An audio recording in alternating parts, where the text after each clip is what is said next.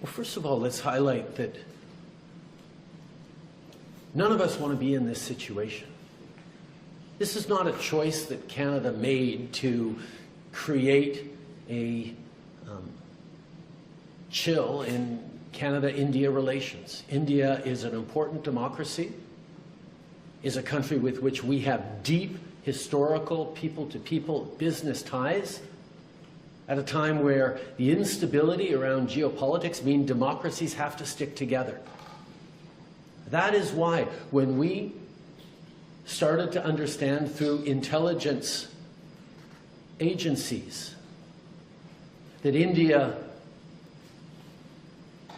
was possibly, if not probably, behind Nijjar's killing, the killing of a Canadian on Canadian soil last summer, our first choice, our first actions were to reach out, yes, to our Five Eyes partners, but also to the government of India, to say, we know this has happened. Work with us to fix this. We don't want to be having this fight, but obviously the killing of a Canadian on Canadian soil is not something that we can ignore as a country. So every step of the way, we have apprised India of what we know. I've spoken directly with Prime Minister Modi. We have engaged with intelligence counterparts. And unfortunately, every step of the way, both after I made the statement in the House of Commons last September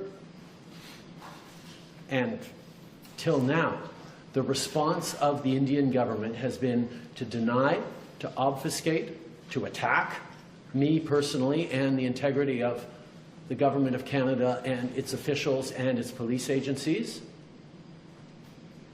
And we have simply said, we're going to allow our agencies to do the work, particularly to move from intelligence collection from agencies to police investigations that result in arrests, trials, and consequences within a rigorous and robust and independent judicial system.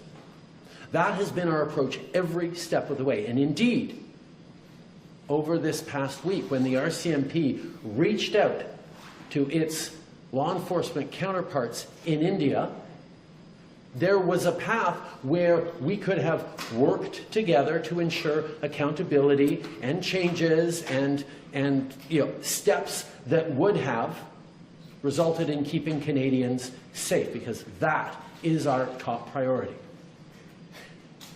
India, the Indian government, rejected those advances, rejected our attempts to find some way through this.